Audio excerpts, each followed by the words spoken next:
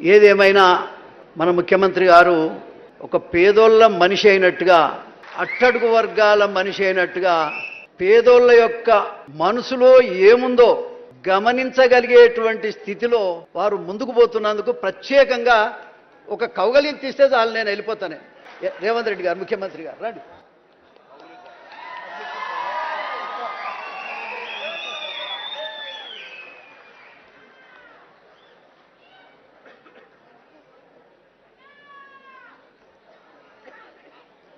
కులంలో పెద్దోన్ని, 70 ఏళ్ల వయసు వచ్చినాయి. ఒక నిమిషం మాట్లాడమంటే నేను లక్ష్మణ్ గారికి మొదట చెప్పా, ఏది ఏమైనా ఇవాళ వ్యవస్థలో నాయకులే మంచోళ్ళు కావాలి. మాయమైపోతున్నాడమ్మా మనిషి అన్నవాడు, మచ్చుకైనా కారవటం లేదు. ఎక్కడో ఒక చోట ఒకడు ఉంటే వాడు కూడా కనపడతలేడు, యాడున్నాడో ఏం సంగతో అని అందశ్రీ పాట రాశారు. ఏడున్నాడో ఎందుకు అనుకోవాలన్నా, మన పేద వర్గాలంతా ఉన్నాడు మన రేవంత్ రెడ్డి గారు అనుకోవాలి. మనం నువ్వెన్ని కోట్లు ఇచ్చినా ఈ ఆత్మీయత నీకు రాదు. నువ్వు ఏ పని చేసినా పేదోడు హృదయం దోసుకున్నంత తృప్తి దేంట్లో ఉండదు.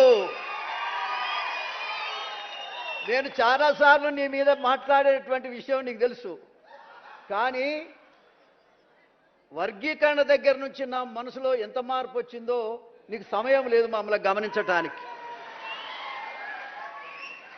మనుషుల్ని మార్చేది మంచితనం. అందశ్రీ గారు చదువుకోలేదు, అసలు ఈయనకు నాకైతే ఎప్పుడు నేను కనబడ్డది కూడా లేదు, నేను ఎప్పుడు చూసింది కూడా లేదు.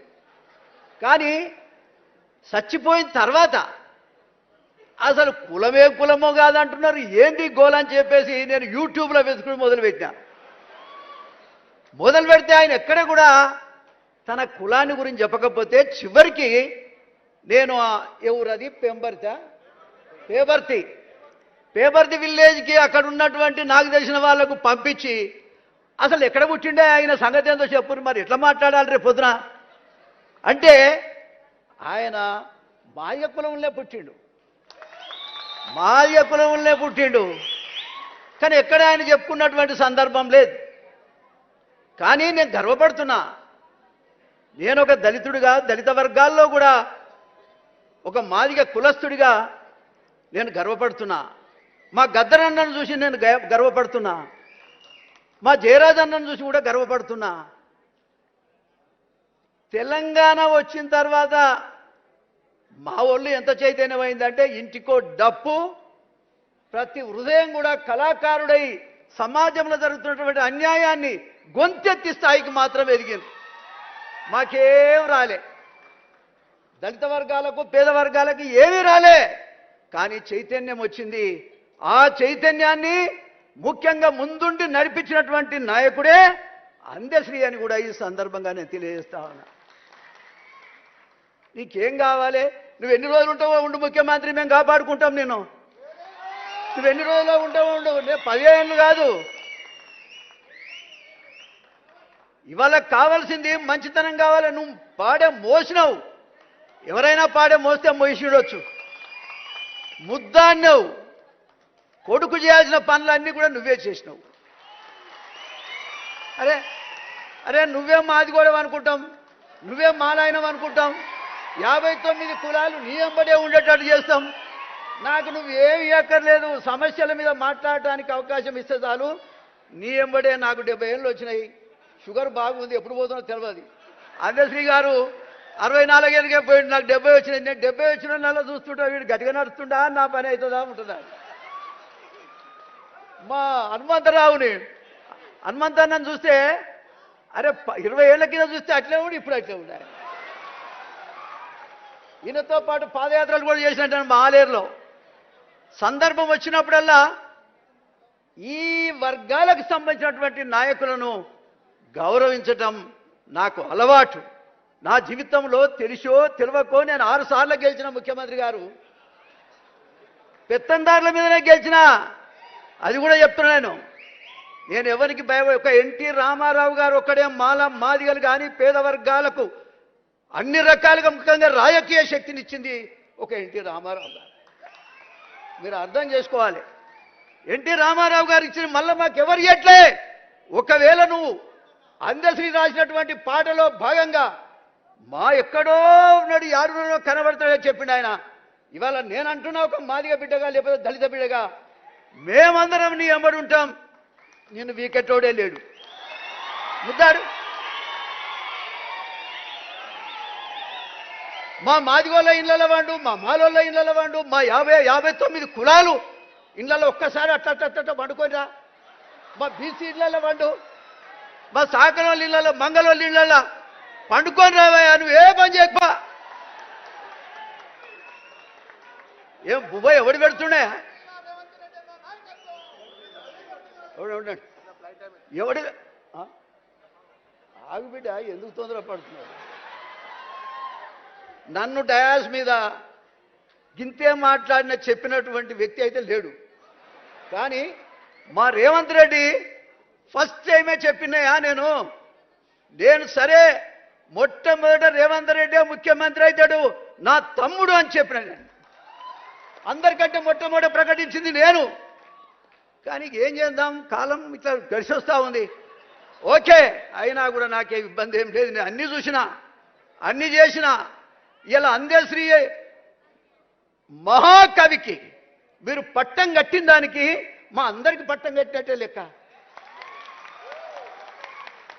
ఏం ప్రభాకర్ అన్న, అందరికి పట్టం కట్టినట్టే లెక్క. కాబట్టి ఒక్కసారి రేవంత్ రెడ్డి గారి నాయకత్వం, రేవంత్ రెడ్డి గారి నాయకత్వం ఒక ఎన్టీ రామారావు కోసమే చేకొట్టినా గట్టిగా ఇప్పుడు నీ కొరకే కొడుతున్నా. ఇది కాపాడుకోవాల్సిన బాధ్యత నీది, ఇది కాపాడుకోవాల్సిన బాధ్యత నీది. నేను ఇంకో మాట చెప్తా ఉన్నా. కూర్చోరాదే తండ్రి. ఇగో మా కులాల్లో కూడా ఒక లాస్ట్ మాట రేవంత్ రెడ్డి గారు, నేను 3 పిల్లలు వర్గీకరణ విషయంలో కాల్చుకొని చచ్చిపోయింది. మళ్ళా మాడి చస్తే ఆ హాస్పిటల్కు నేనే పోయినా. నేను పోయి వాళ్ళు చనిపోయినటువంటి దశ వరకు నేనే ఉన్నా. నువ్వు వర్గీకరణ చేసిన తర్వాత అసెంబ్లీలో నువ్వు మాట్లాడినాక డైరెక్ట్గా నేను అంబేద్కర్ విగ్రహానికి దండేసి ఆ చనిపోయిన ఇండ్లు హ్యాబిట్స్లో ఉన్నాయి, ఎక్కడో కాదు హ్యాబిట్స్లో ఉన్నాయి. మీరు ఇచ్చినటువంటి స్టేట్మెంట్ని తీసుకొని చక్కగా స్పీడ్ తోటి వాళ్ళు ఇళ్లలో పోయిన వాళ్ళు బిచ్చగాళ్ళు ఉన్నట్టున్నారు. 4 ఈ 4 పాపం ఏమీ లేదు. నేనేం చేయాలని చెప్పేసి అప్పటిదాకా మేము చూడలే. మా మందకృష్ణ మాదిగని వాస్తవంగా మేము ముందర పెట్టి ఉద్యమాన్ని నడిపించినాం. మేము కాదని చెప్పడంలే. ఆ ఉద్యమాన్ని వెనుక ఉండి నడిపించింది కూడా మోతుకుపల్లి నరసింహలే. నేను ఇది కూడా చెప్తా ఉన్నా. కాబట్టి అయినా సరే పాలిటిక్స్లో ఏదైనా వర్గాల వాళ్ళకు కూడా మనం సపోర్ట్ చేయాల్సిన అవసరం ఉందని చేశాను నేను. ఇవాళ నేనేమంటే కనీసం ఎవరం అక్కడ పోలే. ఇవాళ మీరు దానికి ఒక రూపం కల్పించారు కాబట్టి మీ పేరు మీద నేను అక్కడికి పోయిన 30 ఏళ్ళ తర్వాత వాళ్ళు ఏడుస్తున్నారు పాపం. అరే ఏమైందా, మరి ఎవరు సాయం చేయలేదు, మరి ముచ్చట మన దగ్గర రాలేదు, ఇప్పటిదాకా ఏమైపోతుంది చెంపలేసుకొని నేను ఇమ్మీడియట్గా మా ఎటువా రాజనాథ్ సింగ్ లేడా పోయిండా, ఆయన మంచిగా చెప్పేటప్పుడు ఉండడు. అయితే రాజనరసింహ కొంచెం కోపిస్ట్. కానీ నేను పోయి బ్రదర్ మనం వీళ్ళకు ఏదో ఒకటి చేయాలి కదా, ఈ వర్గీకరణ కోసమే వాళ్ళు చచ్చి ప్రాణం పోసిరు కదా, బలైపోయారు కదా, రక్తం చిమ్మిరు కదా, వాళ్ళ కోసం మనం ఏదైనా చేయకపోతే ఎట్లా? ప్రభుత్వం దగ్గరికి ముఖ్యమంత్రి దగ్గరికి పోతే వర్గీకరణ చేసిన మనసు ఎప్పుడైతే ఆయనకుందో ఖచ్చితంగా వీళ్ళకి న్యాయం చేస్తాడని చెప్పాను నేను. లక్ష్మణ్ కూడా చెప్పాను నేను. కనీసం వెంటనే దామోదర్ రాజనరసింహ గారు వాస్తవంగా కొంచెం కఠినంగా మాట్లాడతాడేమో కానీ మనిషి మంచిదే. సుమారుగా ఒకరికి 5-5 లక్షల రూపాయలు ఇచ్చి వాళ్ళను ఊరట చేపించిన. ఏది ఏమైనా వాళ్ళకి ఇంటికో ఉద్యోగం, ₹1 కోటి ఎంతో మందికి కోట్లు ఇస్తున్నారు. వాళ్ళు ఒక కాజు కోసం దచ్చిన వాళ్లకు ₹1 కోటి చొప్పున వాళ్ళకి ఇవ్వాలని నేను కోరుతున్నా. మాదిగ జాతి మొత్తం కూడా ఒక తాటికి రావడానికి మాకు అర్ధగజం స్థలం లేదు మా జాతికి. కనీసం ఇదే నక్లెస్ రోడ్డు మీద ఒక స్తూపం కట్టుకోవటానికి కనీసం ఒక 1000-2000 గజాలు ఇచ్చి మా కులాన్ని గౌరవించవలసిందిగా కోరుతా ఉన్నా. ఎందుకంటే నీ పేరు మీదనే మీరే ఫౌండేషన్ వేయండి, మీరే కట్టియండి. జాతి మొత్తం కూడా ఏదో ఒక రోజు పండుగ రోజు మేము చేసుకునేటువంటి అవకాశాన్ని హైదరాబాద్లో మాకు కల్పించాలని నేను కోరుతా ఉన్నా. దయచేసి నేను ఇప్పటిదాకా దరఖాస్తులు ఒక్క నిమిషమే, నేను దరఖాస్తు పట్టుకొని ఎవరి దగ్గరికి పోను నేను, కానీ వాళ్ళు గిలగిల కొట్టుకుంటుంటే చూడలేక మీకు ఆ దరఖాస్తులు కూడా మీకు ఇచ్చాను.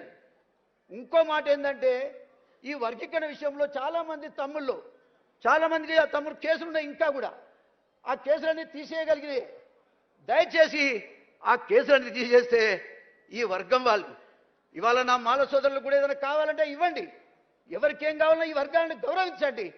ఇది మాత్రం ఖచ్చితంగా మేము స్తూపం కట్టుకుంటాం.